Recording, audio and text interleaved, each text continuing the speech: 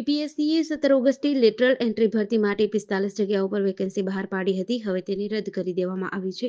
કેન્દ્રીય મંત્રી જીતેન્દ્રસિંહે યુપીએસસી અધ્યક્ષને સૂચના રદ કરવા કહ્યું. પીએમ મોદીના કહેવા પર આ નિર્ણય લેવામાં આવ્યો છે. રાહુલ ગાંધીએ પણ આ વેકેન્સીનો વિરોધ કર્યો હતો. રાહુલે કહ્યું હતું કે લેટરલ એન્ટ્રી દ્વારા એસસી, એસટી અને ઓબીસી વર્ગોના અધિકારીઓ ખુલ્લેઆમ છીનવાઈ રહ્યા છે. મોદી સરકાર આરએસએસના લોકોની જાહેર સેવક તરીકે ભરતી કરી રહી છે.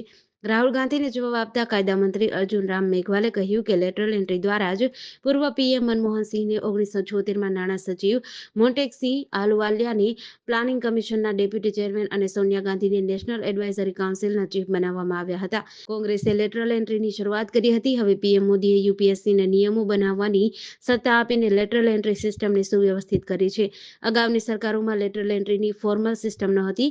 કેન્દ્રીય મંત્રી ચિરાગ પાસવાને પણ લેટરલ એન્ટ્રી રિક્રુટમેન્ટ પર સવાલ ઉઠાવ્યા છે. તેમણે કહ્યું, સરકારી નિમણૂકોમાં આરક્ષણ હોવું જોઈએ. ખાનગી ક્ષેત્રમાં કોઈ અનામત નથી. સરકારી પોસ્ટમાં તેનો અમલ થતો નથી તો ચિંતાનો વિષય છે. કોલકાતા રેપ મર્ડર કેસમાં સુપ્રીમ કોર્ટમાં સુનાવણી કરવામાં આવી હતી. Chief justice DY Chandrachud, justice JB. Pardiwala અને જસ્ટિસ મનોજ મિશ્રાની બેન્ચે આ કેસની સુનાવણી કરી હતી. સીજેઆઈએ કહ્યું, ડોક્ટરોની સુરક્ષા વ્યવસ્થા વધારવા માટે એક ટાસ્ક ફોર્સ બનાવવામાં આવી છે, જેમાં 9 ડોક્ટરોને સામેલ કરવામાં આવ્યા છે. તેઓ મેડિકલ પ્રોફેશનલ્સની સુરક્ષા, વર્કિંગ કન્ડિશન અને સુધારા માટે પગલાંની ભલામણ કરશે. કેન્દ્ર સરકારના 5 અધિકારીઓને પણ ટાસ્ક ફોર્સમાં સામેલ કરવામાં આવ્યા છે. કોર્ટે સીબીઆઈ પાસેથી 22 ઓગસ્ટ સુધીમાં સ્ટેટસ રિપોર્ટ અને રાજ્ય સરકાર પાસેથી ઘટનાનો રિપોર્ટ માંગ્યો છે. કેસની આગામી સુનાવણી 22 ઓગસ્ટે થશે. Federation of all India medical એસોસિએશન્સે નેશનલ ટાસ્ક ફોર્સની રચના કરવા સુપ્રીમ કોર્ટના નિર્ણયનું સ્વાગત કર્યું છે. 9 ઓગસ્ટના રોજ કોલકાતાની આરજીકર મેડિકલ કોલેજમાં ટ્રેની ડોક્ટર સાથે બળાત્કાર અને હત્યા કરવામાં આવી હતી. જે બાદ તબીબોએ પ્રદર્શન કર્યું હતું. દેશભરના તબીબો હડતાલ પર હતા. 14 ઓગસ્ટની મોડી રાત્રે એક ટોળુએ હોસ્પિટલમાં ઘૂસી ગયું હતું અને તોડફોડ કરી હતી. 19 ઓગસ્ટના રોજ ડોક્ટરો અને આરોગ્ય અને પરિવાર કલ્યાણ મંત્રાલય વચ્ચે બેઠક યોજાઈ હતી. આ અંગે સર્વસંમતિ ન હતી. એફએઆઈએમએ તેમની હડતાલ ચાલુ રાખી હતી. કોલકાતામાં રેસિડેન્ટ મહિલા ડોક્ટર પર દુષ્કર્મ બાદ હત્યાની ઘટનાના પડઘા સમગ્ર દેશમાં પડ્યા છે, જેને લઈને દેશમાં વિરોધ થઈ રહ્યો છે. ત્યારે ગુજરાતમાં છેલ્લા 5 દિવસથી રેસિડેન્ટ ડોક્ટરો દ્વારા અચોક્કસ મુદ્દતની હડતાલ પર ઉતરી સેન્ટ્રલ પ્રોટેક્શન એક્ટની માંગ કરી છે. આ સાથે જ ડોક્ટરો દ્વારા ઇમરજન્સી સેવા સિવાય ઓપીડી અને વોર્ડ સર્વિસ બંધ રાખવામાં આવી છે. ત્યારે આજે અમદાવાદ સિવિલમાં દર્દીઓ મુશ્કેલીમાં મુકાયા છે, તો 40% પ્લાન્ટ સર્જરી ઓપરેશન ઓછા કરાયા છે. સુરતની હોસ્પિટલમાં દર્દીઓનો ઘસારો વધતા જિલ્લાના 55 ડોક્ટરોને બોલાવવામાં આવ્યા છે. તો રેસિડેન્ટ ડોક્ટરોએ સિવિલ હોસ્પિટલથી કલેક્ટર કચેરી સુધી રેલી યોજી હતી. રાજકોટની હોસ્પિટલમાં દર્દીઓને ભારે હાલાકી ભોગવવી પડી રહી છે. ડોક્ટરો દ્વારા હોસ્પિટલ કેમ્પસની સફાઈ સાથે વિરોધ પ્રદર્શન કરી ડીનને રજૂઆત કરાઈ હતી. અમદાવાદની બીજે મેડિકલ કોલેજમાં સવારથી જ ડોક્ટરો હડતાલ પર બેઠા છે, તો બીજી તરફ ઓપીડીમાં પણ વહેલી સવારથી દર્દીઓનો ઘસારો જોવા મળ્યો છે. જુનિયર ડોક્ટર ના હોવાથી ઓપીડીમાં લાંબી લાઈનો જોવા મળી હતી. મહારાષ્ટ્રના થાણેના બદલાપુરની એક સ્કૂલમાં 2 બાળકીના યૌન શોષણનો મામલો સામે આવ્યો છે. આ ઘટનાથી રોષે ભરાયેલા લોકોએ મંગળવારે બદલાપુર રેલવે સ્ટેશન પર વિરોધ કર્યો હતો. લોકલ ટ્રેનો રોકવામાં આવી હતી. થાણેના બદલાપુરમાં એક સ્કૂલના બાથરૂમમાં છોકરીઓના યૌન શોષણનો કિસ્સો સામે આવ્યો છે. ઘટનાના વિરોધમાં સ્થાનિક લોકોએ રેલવે ટ્રેક બ્લોક કરી દીધો હતો. લોકોએ વિરોધ કરીને સ્કૂલ પ્રશાસન સામે કાર્યવાહીની માંગ કરી હતી. પોલીસે આ કેસમાં અત્યાર સુધીમાં સ્કૂલ એટેન્ડન્ટની ધરપકડ કરી છે. આરોપીએ 17 ઓગસ્ટના રોજ બાથરૂમમાં બાળકીઓનું યૌન શોષણ કર્યું હતું. બીજા દિવસે 18 ઓગસ્ટે જ્યારે માતા-પિતાને તેની જાણ થઈ તો તેમણે એફઆઈઆર નોંધાવી. પોલીસે પોક્સો એક્ટ હેઠળ કેસ નોંધ્યો છે. થાણે પોલીસના જણાવ્યા અનુસાર એક નર્સરી સ્કૂલની 2 બાળકીના યૌન શોષણનો મામલો સામે આવ્યો છે.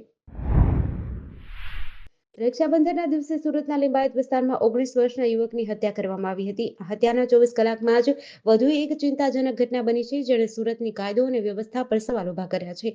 લિંબાયતના રમાબાઈ ચોક વિસ્તારમાં ધોળા દિવસે હાથમાં છરો લઈને લોકોને ડરાવવાનો પ્રયાસ કરનાર એક વ્યક્તિનો વિડીયો સામે આવ્યો છે. વિડીયોમાં હાથમાં છરો લઈ ફરી રહેલા આરોપીએ સમીર નામના યુવાન પર હુમલો કર્યો હતો અને તેને સમજાવવા માટે આવેલી બેન ઉપર પણ હુમલો કર્યો હતો. બંને ઇજાગ્રસ્ત અને સારવાર અર્થે હોસ્પિટલે ખસેડાયા હતા. જ્યારે વિડીયોના આધારે પોલીસે આરોપીની ધરપકડ કરી છે. આ સમગ્ર મામલે ડીસીપી ભગીરથ ગઢવીએ જણાવ્યું હતું કે ઇજાગ્રસ્તને હોસ્પિટલમાં દાખલ કરવામાં આવ્યા છે. આરોપી શબીરની અટકાયત કરવામાં આવી છે. આરોપીના વિડીયોના આધારે અમે તપાસ કરી રહ્યા છીએ. દેશ હાલ 5Gની સ્પીડે આગળ વધી રહ્યો છે. દેશમાં કેટલાક ખાનગી કંપનીઓએ 5G સર્વિસ પણ આપી દીધી છે. ત્યારે દેર આયે દુરુસ્ત આયે કહેવતની માફક દેશમાં 4G શરૂ થયાના લગભગ 12-13 વર્ષથી સરકારી કંપની ભારત સંચાર નિગમ લિમિટેડ દેશમાં ગુજરાત સહિતના રાજ્યોમાં 4G શરૂ કરવા જઈ રહ્યું છે. ત્યારે 2G, 3G બાદ હવે 4G શરૂ કરવા જઈ રહેલા BSNLને સોશિયલ મીડિયામાં પણ વધાવી લેવાયું છે. હવે સપ્ટેમ્બર એન્ડ સુધીમાં ગુજરાતમાં તમામ 4G સોલર ટાવર શરૂ થઈ જશે, જેથી ગુજરાતમાં BSNLના આંતરિક સૂત્રો મુજબ ડિસેમ્બર સુધીમાં 5G પણ શરૂ થઈ શકે છે. હાલમાં ગુજરાતમાં 750 જેટલા 4G સેચ્યુએશનના ટાવર લાગી રહ્યા છે, જે પૈકી દક્ષિણ ગુજરાતમાં 417 જેટલા મોબાઈલ ટાવર લાગશે. સૌથી મોટી ખાસિયત એ છે કે જે વિસ્તારની અંદર 4G ટાવર લાગ્યા છે તે વિસ્તારમાં અન્ય કોઈ પણ ટેલિકોમ કંપનીના ટાવર નથી. એટલે કે એ વિસ્તારની અંદર મોબાઈલના અન્ય કંપનીના નેટવર્ક અત્યાર સુધીમાં મળી શકે તેમ નથી.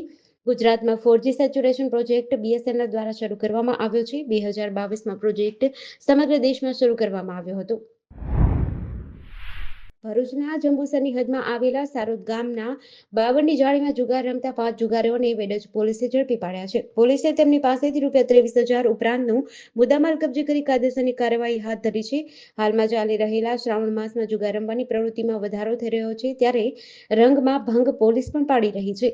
ભરૂચ જિલ્લા SP મયુર ચાવડાએ જિલ્લામાં ચાલતી દારૂ જુગારની ગેરકાયદેસરની પ્રવૃત્તિઓ ડામવા માટે આદેશ આપ્યા હતા, જેના અનુસંધાને જંબુસર તાલુકાના વેડજ પોલીસ મથકના PSI RL ખટાણાએ તેમના તમામ સ્ટાફને કામગીરી કરવા સૂચનાઓ આપી હતી. આ સમયે મહી નદીના ભાઠામાં બાવળની જાળીમાં ખુલ્લી જગ્યામાં જાહેરમાં જુગાર રમવાની બાતમી મળતા પોલીસે દરોડા પાડીને જુગારીઓને ઝડપી પાડ્યા હતા. વાપીના ગુંજન અંબા માતા મંદિરથી હરિયા હોસ્પિટલ તરફ જતા રોડ ઉપર એક બાઇક ઉપર સગીરે જાહેરમાં સ્ટન્ટ કર્યો હોવાનો વિડીયો વાયરલ થયો હતો. સગીરે જીવના જોખમે સૂતા બાઇક ચલાવી સ્ટન્ટ કર્યો હતો. ઘટના અંગે વાપી GIDC પોલીસની ટીમને જાણ થતાં તાત્કાલિક તપાસ હાથ ધરી હતી. જે દરમિયાન ગેરેજ સંચાલકે તેના ગેરેજમાં કામ કરતા સગીરને ટેસ્ટ ડ્રાઈવ માટે બાઇક આપી હતી. જોકે ગેરેજ સંચાલકની જાણ બહાર સગીરે ગુંજન અંબા માતા મંદિરથી હરિયા હોસ્પિટલ રોડ ઉપર સ્ટન્ટ કર્યો હોવાનું સામે આવતા વાપી GIDC પોલીસની ટીમે ગેરેજ સંચાલક વિરુદ્ધ કાર્યવાહી કરી છે. ઘટના અંગે વાપી GIDC પોલીસની ઘટનાની જાણ થતાં જ પોલીસની ટીમે તપાસ હાથ ધરી હતી. ઇન્ડિગોમાં મુસાફરી કરી રહેલા એક સોશિયલ મીડિયા યુઝરે એરલાઇનને એક સવાલ પૂછ્યો હતો, જેના પછી ઇન્ટરનેટ પર ચર્ચા શરૂ થઈ ગઈ છે. એક્સ પર પોસ્ટ કરતી વખતે યુઝરે એરલાઇન્સને પૂછ્યું કે તેમની પાસેથી લેવામાં આવેલ ક્યૂટ ચાર્જ શું છે. શ્રેયાંશ સિંહ નામના એક સોશિયલ મીડિયા યુઝરે પોસ્ટમાં તેની એરલાઇન ટિકિટનો સ્ક્રીનશોટ શેર કર્યો છે, જેમાં કહેવામાં આવ્યું છે ભાડા સિવાય એરલાઇન્સે તેમની પાસેથી ક્યૂટ ચાર્જ તરીકે ₹50ની વસૂલાત કરી છે. ત્યારે પોસ્ટમાં યુઝરે લખ્યું છે કે ટિકિટના ભાડાના બ્રેકઅપમાં ₹50ની આગળ ક્યૂટ ચાર્જ લગાવવામાં આવ્યું છે. સ્ક્રીનશોટ શેર કરતા યુઝરે લખ્યું, ડિયર ઇન્ડિગો 6E, આ ક્યૂટ ફી શું છે? શું તમે યુઝર્સને ક્યૂટ બનવા માટે ચાર્જ કરો છો, અથવા તમે એટલા માટે ચાર્જ કરો છો કારણ કે તમને લાગે છે કે તમારું પ્લેન ક્યૂટ છે? શ્રેયાંશ સિંહના પ્રશ્નના જવાબમાં ઇન્ડિગો એરલાઇન્સે કહ્યું કે ક્યૂટ ચાર્જ એટલે common user terminal equipment charges. ઇન્ડિગોએ જણાવ્યું, આ મૂળભૂત રીતે એ રકમ છે જે એરપોર્ટ પર ઉપયોગમાં લેવાતા મેટલ ડિટેક્ટિંગના મશીન, એસ્કેલેટર અને અન્ય સાધનોના ઉપયોગ માટે વસૂલવામાં આવે છે. ગોંડલ નેશનલ હાઈવે પર આવેલ દેવ સ્ટીલ નજીક વહેલી સવારે 2 કાર વચ્ચે અકસ્માત થયો હતો, જેમાં સ્વિફ્ટ કાર રાજકોટથી ધોરાજી તરફ જતી હતી. દરમિયાન સ્ટીયરિંગ પરથી કાબુ ગુમાવતા ડિવાઈડર ઠેકી સામેથી આવતી બોલેરો કારને અડફેટે લેતા ભયંકર અકસ્માત થયો હતો, જેમાં ગોંડલના 2 યુવાનો અને ધોરાજીના 2 યુવાનોના ઘટના સ્થળે મોત થયા હતા.